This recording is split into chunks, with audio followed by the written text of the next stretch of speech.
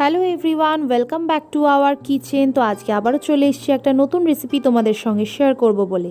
রেসিপিটার নাম হলো চাউমিনের পকোড়া।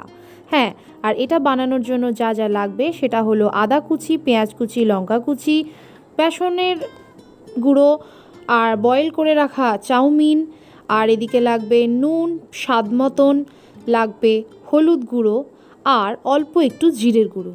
প্রথমে আমি সিদ্ধ করে রাখা চাউমিনের মধ্যে একে একে দিয়ে দিচ্ছি লঙ্কা কুচি, তারপর দিয়ে দেব পেঁয়াজ কুচি, আর এরপরে কেটে রাখা আদার কুচিগুলো দিয়ে দেব।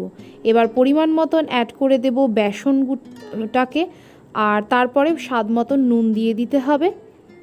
এরপরে অ্যাড করব হলুদ গুঁড়োটা অল্পই দিতে হবে, আর অল্প একটু জিরের গুঁড়ো দিয়ে ভালো করে এটাকে মিশিয়ে নিতে হবে।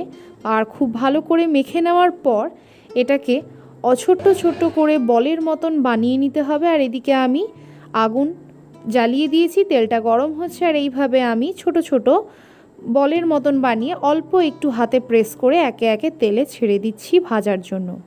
আর দেখো এখানে কিন্তু আমার পকোড়াগুলো ভাজা হয়ে গেছে, দেখতে তো দারুণই লাগছে।